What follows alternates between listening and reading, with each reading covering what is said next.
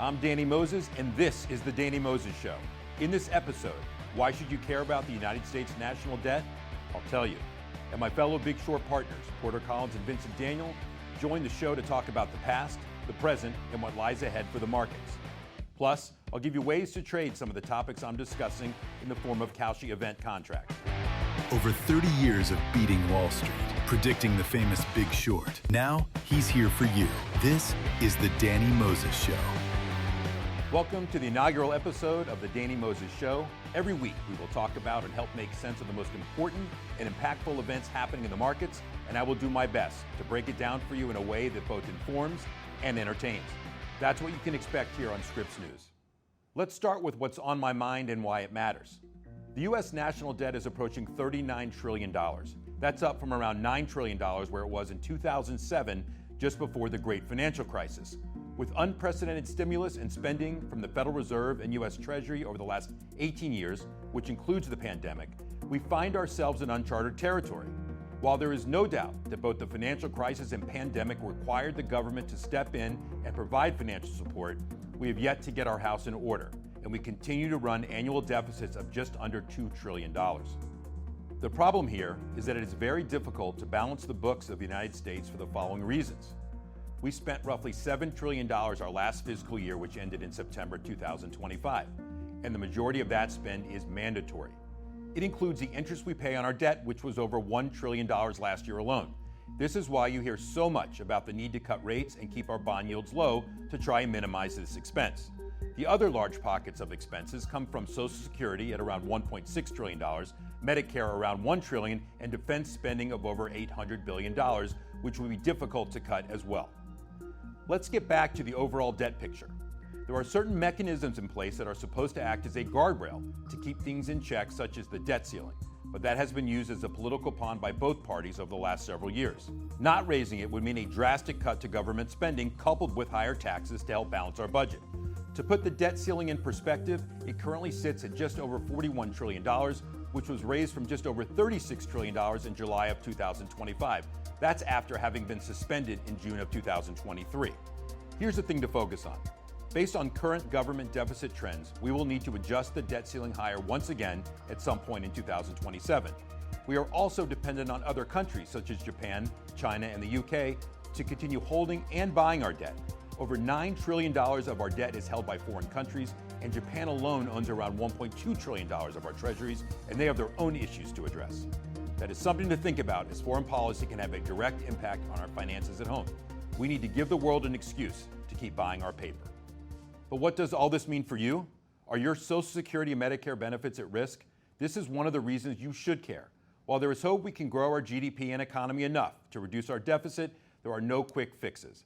And by cutting rates to try to both lower our interest payments and stimulate the economy, we risk increasing inflation and our cost of living. So that's the picture right now. Growing debt, we need other countries to help fund it, mandatory spending is mandatory, and there's one more technicality here I want you to focus on. The rating agencies, yes, the same ones that were late to recognize the subprime crisis. S&P, Moody's, and Fitch have already downgraded the United States rating from AAA rating, with Moody's being the last to lower the rating to AA1 in May of 2025. They cited escalating debt and spending concerns as reasons for the downgrade.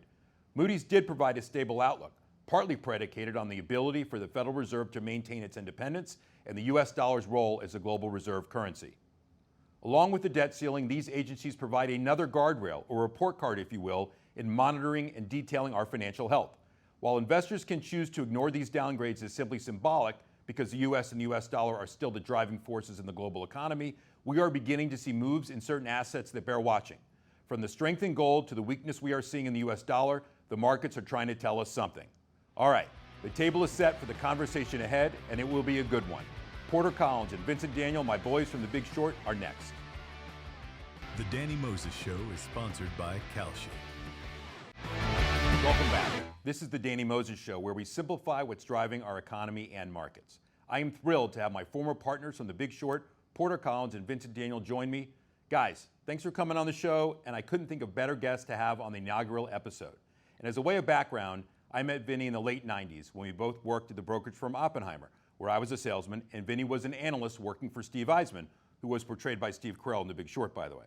And I met Porter when he was working for Steve at a hedge fund in the early 2000s. Steve then brought us all together, and the rest is history. Vinny, I want to start with you. Your road to Wall Street started as a kid from Queens, and I also thought Jeremy Strong portrayed you accurately in the movie. When did you realize you had such a passion for the markets and wanted to make it a career? Well, first off, Danny, thanks for having us. This is fantastic, and it's so we're so proud of you that you're doing this. This is incredible, and it'll be great for all people that listen to you. It's going to be awesome. Just in terms of me, where my passion came from, there was a great scene in Ozark where, if you know the show Ozark on HBO, where Ruth Langmore meets up with the rapper Killer Mike in a diner, right? And she's about to, I forget, she's about to or was going to whack the guys who killed her cousin. And she was listening to a rapper called Nas, who came from Queens. And they talked about Manhattan and looking at Manhattan across the river and what you saw. So as a kid growing up in Queens, you always knew there was something different over the river in Manhattan. And that's where the money was. And that's where the excitement was.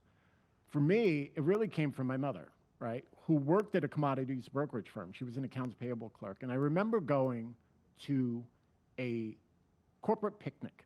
And the people there were just different than what I was used to. They weren't like the people that came to my holiday parties or my New Year's Eve parties. They were just different. And it got me excited from day one that that's where I need to go to. And that's really where it came from for me. That's amazing. The only thing that I would note there is, just because there is a big bidding war between Netflix and Warner Brothers, is that I believe Ozark was on Netflix, not HBO. So when they claim that property, that might come up in the merger. So Vinny, thanks for that. All right, Porter, on to you here. A little bit different upbringing. You were training to be a two-time Olympic rower while Vinny was playing handball in Queens. What turned you onto the markets, and what still drives you, I guess, today? Well, Danny, great to be here. You know, as you pointed out, I was an Olympic rower, and you know, unlike the NIL money of football these days, there is no money in rowing, and so I knew I had to channel my competitive spirits somewhere else, and look no further than the capital markets and stock market. And to this day, you know, I still love the challenge and love the competitive nature of markets, and you know, I hope to be doing this into my late 90s. So that's the game plan. All right, I talked in the first segment about our growing national debt. President Trump was asked in Davos this week about that. I want to play a little clip of what he said. The U.S. debt is high, is now the biggest expenditure on your budget. How to get out of that impasse? Well, the big thing is growth. I mean, growth is the way. If we grow like this, we go from having a $37 trillion. We go from having high debt to low debt. But we also are cutting expenses, you know, the old-fashioned way. We have extraordinary growth. I think we're going to be growing our way out. I think we're going to be paying off debt. We're taking in tremendous money from tariffs fairly. And again, I'm using them judiciously. You know, Switzerland's a case study. I could have gotten much more. I could have asked for much more. But we're using them judiciously. But I think growth, most importantly, and then cutting costs. Okay, my reaction to that is the debt's not 36 or 37, but what's a trillion here or there? It's approaching 39 trillion. Yes, we can stimulate growth, but I don't think we're going to be cutting much of the $1.8 trillion deficit, which I mentioned, which occurred last year. And so some of these policies, yes, can help, but when you're cutting taxes and so forth, I just don't see how this is going to happen. So guys, Vinny, I'll start with you. How do we manage this, and is it ever going to matter? Well, the way I think about it is we are managing it, but we are managing in a way that most people don't see, right? And what we're doing is debasing the currency. And in many respects, so as the debt grows, we always ask ourselves the question, who in the world is going to buy this debt at the prices we need to buy it in order for us to continue to thrive? And whether we find real tangible buyers, let's say insurance companies or savers, or we don't, we're going to get it done by hook or crook. And the way we're going to get it done is by either printing money, and they'll use some fancy terms like quantitative easing or a bunch of acronyms to explain what we're doing, or allow people, which we are doing, to lever themselves and buy treasuries and earn a small spread. Either way, the way we look at it, to keep it simple, is that they will continue to debase the currency so that we can continue to enjoy this fiscal largesse. And we'll probably get into that discussion in a bit, but all roads to us lead to gold as a result of what we're seeing. All right, you stole my thunder for Porter, which I'm sure he's going to mention. So, Porter, why don't you weigh in on kind of the national debt and what we can do about it, if anything? Well, Trump is right in the fact that we need to grow ourselves out of it. Where he's wrong is that we're not going to pay off debt, right? And I think in 2023 we wrote our annual letter about how the national debt is going to approach 40 trillion in a couple of years, and lo and behold, a couple of years later, here we are, right? And so that pace is not slowing down, and just the aggregate sheer size of the debt growing is a problem. And I think that, whether that debt's going to be 40, 50, 60 trillion, it's not going to go down. And obviously the interest costs just compound upon that. So that's the way I see it. And listen, I want us to grow out of it, but we're going to need a lot more growth to really debase the debt out. So. All right, other topics out there that are moving markets: Federal Reserve independence and tariffs. So the Supreme Court is going to have a hand in both of those topics. It heard the Lisa Cook firing case. The justices seem prepared to protect her, and it'll decide whether these tariffs from the president are constitutional. So question for you, Vinny. I know how we both feel about the Fed, how they handled the GFC, all the quantitative easing that needed to take place, I guess. What do you think about the independence of the Fed, and how important is it to the markets? Well, I'm sorry, I'm laughing as you're asking the question, because first you have to start with my view is that I never believed the Fed was ever independent. And we would argue, not with each other, but against other people all day long about the Fed's supposed independence. To me, it's a false facade to separate the spending function, which occurs in Congress, with the money printer. But to the masses, this false facade is important, so there is a risk that President Trump upsets the apple cart. And then anyone is going to upset the apple cart, as we've seen. It's going to be him. To me, the funny thing is he also wants to appoint, so he has the ability this year to appoint a new chairman of the Fed. And I know it gets a little murky as to exactly how it's going to happen, but we will, more likely than not, have a new chairman of the Fed by, I believe, May or at least the summer. I forget the exact date. It'll be the end of May, June. So June is when the new Fed chair comes in. Yeah. And in speeches that he has given, he has asked or suggested that whoever the new chairman is continue to lower interest rates, even if the economy continues to percolate, which is kind of unprecedented, right? That's not usually the rules of engagement for the Federal Reserve. So again, that's President Trump upsetting the apple cart. And we joke around that there's so many reasons why we keep coming back to owning stores of value and things that are tangible and things that they can't print with fiat money. And it leads to things such as gold and silver and commodities. But when you start hearing this stuff, this is how we continue to revert back to the investments that we're making today. All right, Porter, we just mentioned the tariff, kind of the rhetoric, the implementation. It's been going on for almost a year. What do you make of it? I know we talk sometimes during the day about the markets as they're moving and pretty much buy every tariff scare, I guess, but how are you navigating that? Well, I mean, as Vinny touched on here, one of the biggest themes in our portfolio we've been talking about is gold. And this is where it gets a bit complicated, and our background in the financial system really helped us understand what's going on. And foreign central banks around the world own a lot of dollars because it's the reserve currency of the world, right? And the thing is, they actually don't own dollars. What they own is a lot of U.S. Government debt or treasuries. And this has really worked over the last 40 years. But recently, central banks like China have started to wonder, do I need to own all this debt, right? And the subtle shift that they've made, and other central banks have made, they've decided to own an asset rather than a liability or debt. And so, for centuries, gold has been the bedrock of the financial system. And so this is sort of a slight shift and a return to what's worked over centuries. And so, that subtle shift has caused a doubling of the gold price recently. And so, we think that this will continue. And we think this is not a 1 or 2 year trade. We think this is a trade for multiple years. And so, most Americans don't own a lot of gold. They've owned the stock market, and that's been the thing to own for the last, 40 years again. But if you really look under the hood, gold's actually had a better performance than the S&P since 2000. And so we're happy to own it, and that's a big focus of what we're doing.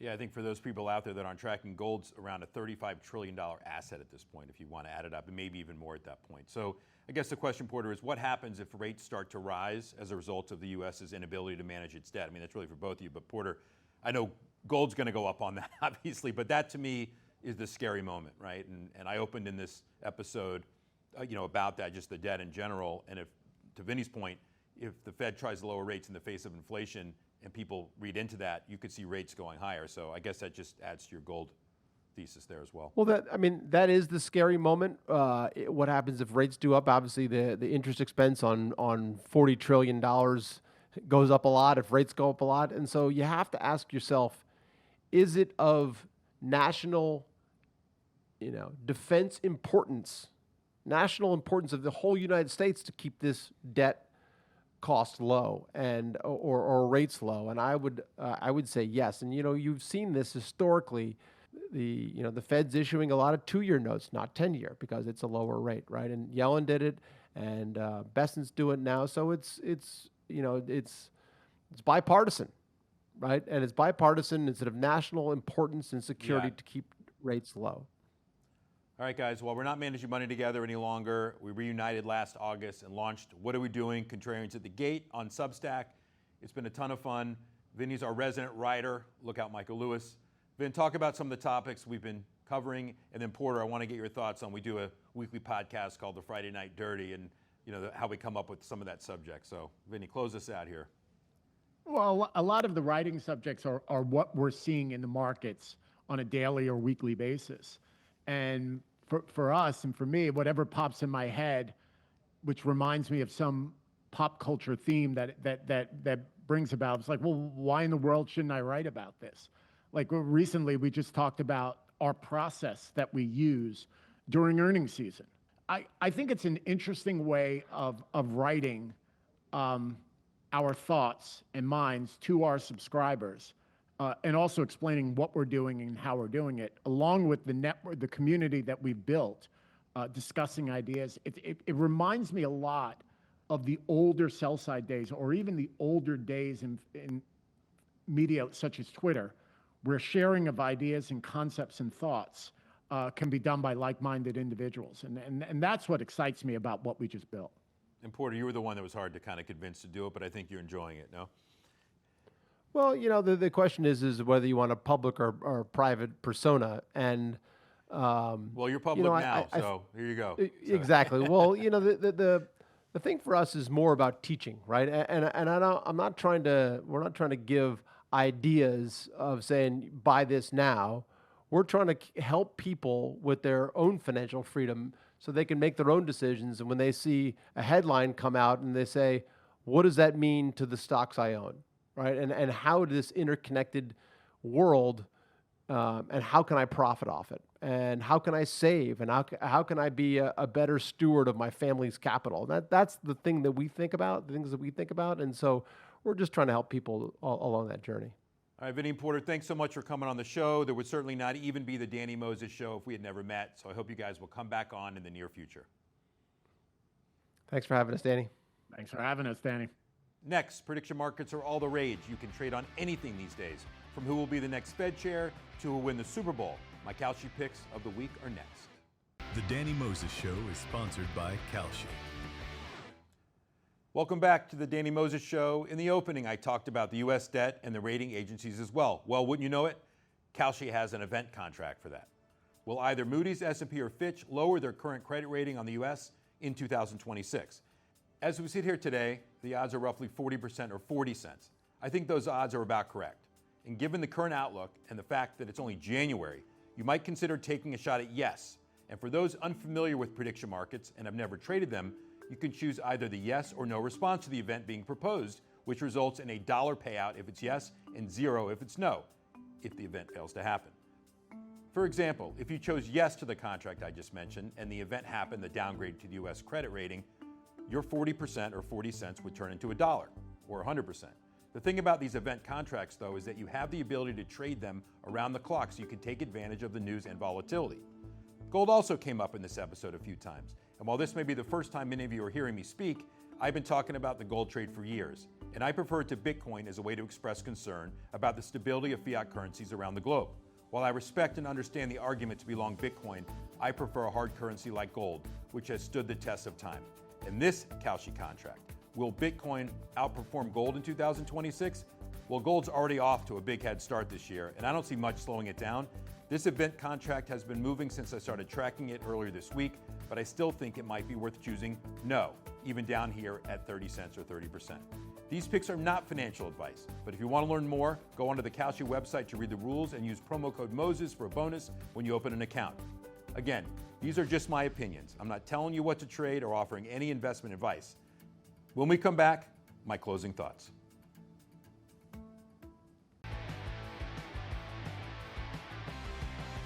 Thanks again to Porter and Vinny. I hope you got something out of this episode that helps you understand what's happening in the economy and driving the markets. I will be back with you next week for another episode of The Danny Moses Show. And have you seen your power bill recently? The great Cameron Dawson, Chief Investment Officer of New Edge Wealth, will join me and give us her thoughts on the markets and where she sees both risks and opportunities. In the meantime, you can follow me on various social channels, including on Substack, where me and my fellow Big Short partners, Porter and Vinny, banner even more than what you just saw. We call it What Are We Doing? Contrarians at the Gate. And you can watch The Danny Moses Show anytime on Scripps News by going to scrippsnews.com/Danny Moses. So until then, I will keep an eye out in the markets for what everyone is talking about, what nobody is talking about, and what I think matters most to you. I'm Danny Moses.